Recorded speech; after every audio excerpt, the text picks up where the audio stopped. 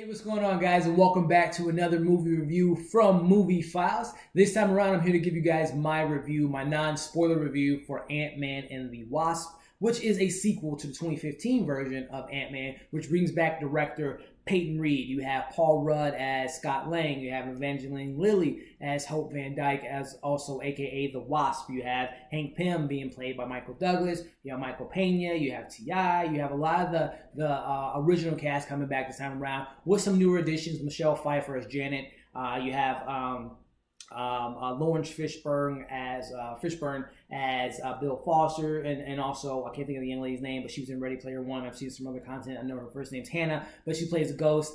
So we get some newer additions to this movie.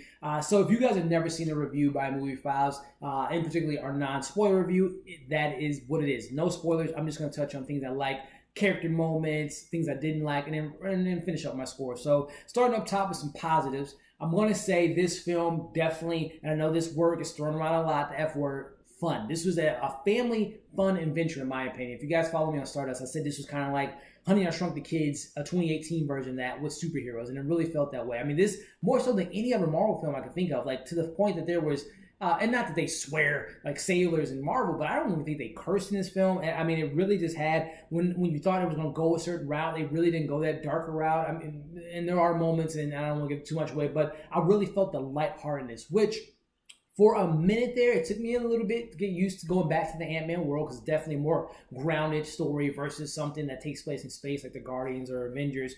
But, you know, it took me a minute, especially coming off of Black Panther and Infinity War, to kind of get used to the tone that they were delivering to Ant-Man. But once I got past that, it was just a fun ride. Again, kind of touching on some things I really enjoyed. The family dynamic aspect, whether it been, you know, Hank and Hope, or you know, Ant-Man, Scott Lang and his daughter Cassie. I just love the family dynamic that goes throughout the movie. The themes that they have really work, as well as just seeing, kind of going off the first one, just the relationship. See how Scott handled his daughter and how Hope and Hank's relationship is. And also you throw in the wrinkle of Janet, you know, the mother that Hope has never had. You know, she had, or not never had, but in 30 years she hasn't had her mother. So I just love the family aspect in the film, as well as the comedic moments.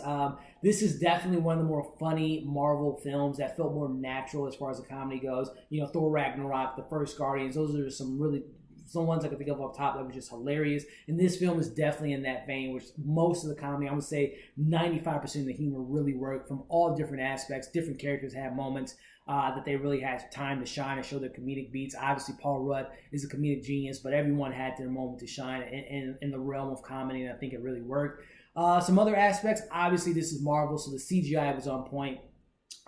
Bringing in the element of the quantum realm. You know, this is our third time seeing it now. We saw it in the first Ant-Man. We saw a little bit of it in Doctor Strange. So getting more in that world and not giving too much away, but the quantum realm will play a bigger role in MCU moving forward. I think this is Marvel's next element of, you know, we went to cosmic, we had the cosmic aspect with Guardians and Avengers, and now we're going to bring in this newer concept to the Marvel, which is the quantum realm. So I really enjoyed that aspect. Some other things that I really enjoyed was just, again, just the dynamic between Hank, Hope, and Scott from the first one really worked for me. You know, you can't get enough of Michelle Pfeiffer. I thought she was really well in it. And I mean, just overall, I think just positive-wise, I just really enjoyed this film from top to bottom. It had a lot to offer. But, you know, now thinking about it, you know, just kind of going to my negatives, not every film's perfect. Not every MCU film is perfect, even though they've been knocking it out of the park, which seems like forever now. This is a consistent run. But, you know, one of the things that Marvel had an issue with prior to, I would say, like Spider-Man with Vulture, Thor Ragnarok with Hela, you know, Killmonger and Thanos, was the villains weren't the best. And this kind of went back into that old vein where the villain, to me, Ghost, wasn't really necessarily, and I don't want to give too much away, but I didn't really feel like she was a villain. There was a moment in the movie where a villain would have did something that was presented to us as an audience, and they didn't go that route. But, you know, I thought her backstory, and I didn't really know too much about Ghost as far as a comic book character, so I did a little research on her. Number one, They did a gender swap, which I think is totally fine. The actress, again, I can't think of her name. I know her first name's Hannah. She's a phenomenal actress. I love her in a lot of stuff she's in. So nothing wrong with the gender swap. I'm perfectly fine with that. They didn't really touch on a lot of things that I read in the comics. This was a kind of a completely different version of Ghost, and which is totally fine for the movie aspect. A lot of things, a lot of the MCU films have taken elements from comics and kind of put their own spin on it. But I just thought that the backstory was just kind of lacking on Ghost. I really wasn't interested in her backstory, and again, I really didn't feel her being a villain, quote unquote villain. I didn't really feel that menacing aspect to her, and she just didn't work for me. And as well as, you have Walter Goggins. You see him a little bit in the trailers, and he's definitely plays a villainous role in this film. And kind of just last two films I could think of with Walter Goggins, who's a phenomenal actor, but I think of The Death Cure, and I think of most recently Tomb Raider, which that character actually felt like the same character in this movie, just with a little bit more comedic moments in this film. But Walter Goggins was completely wasted to me. I just felt like his character was just kind of pointless. I'm not giving too much about his backstory, but I thought that the villains per se in this film just didn't really work. Some other things that didn't work for me was, I mentioned up top, you can never have enough Michelle Pfeiffer, and we didn't get enough. I'll just kind of leave it at that, but I wanted more of Janet's story and what she's been up to. I really didn't get that in this film, which also goes into, I talked a little bit about the quantum realm, but I want to know more. They introduced, they say quantum like 30 times in the first 20 minutes of this film, which even Scott Langby brings a little joke there, but I thought that they really should have explained more of the quantum realm and what kind of goes into it and what happens when you come out of it when you've been in there for so long. So they didn't really explain that much, and there was and this is just nitpicky, but there were some moments where the exposition was just too much exposition at points in this film. But all that being said, guys, I'm taking a lot more of the positives away from this film than I am the negatives. I really enjoyed this film. I mean, Marvel, again, I think that this if we're going to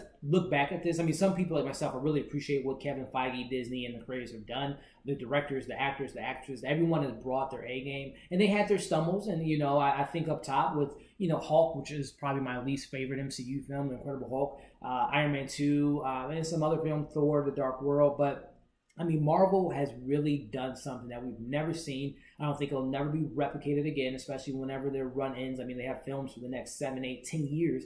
But I mean, I really appreciate what, again, Peyton Reed brought to this film. I can't wait to see him being announced with the Fantastic Four once they come back to the MCU. But Peyton Reed did a great job with this film. Like I said, Paul Rudd, Evangeline Lilly, seeing her being able to this is the first time the Marvel has had a female lead or female title in the movie title, and it had a big presence in this film.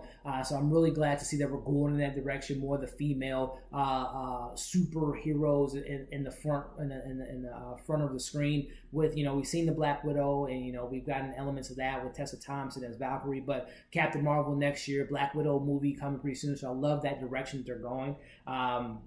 So I just have to say, I'm just really happy that Marvel has shown people what to do, and everyone's striving and scratching and clawing to get where they're at. But I mean, this is another home run in my opinion. I'm giving it a 4 out of 5. I really enjoyed this. I think, I said in a couple interactions that I had with people on my initial reaction when I saw it the other night was, I think I liked the first Ant-Man better in the sense that the story was tighter. It got from A to Z a lot more smoother, where the Ant-Man and the Wasp, the sequel, had some moments where it just kind of went certain ways. There was really no surprising elements. I kind of saw where the story was headed, minus those end credit scenes, which by now the stay. I'm not going to go too much into it, but it definitely was great. But anyway, I thought that for the sequel, it didn't make it all the way to Z as well as I wanted to, as the first one did. But I think I enjoyed this one more than I did the first one. But so I got to rewatch the second one more. But I'm giving this a 4 out of 5. I really enjoyed it. I recommend you guys checking it out. It does tie into events from previous films and leads into new things to the future. I'm really excited to see more of the Ant-Man and the Wasp adventures. I really enjoyed it. So with that being said, guys, check it out. 4 out of 5 from Movie Files.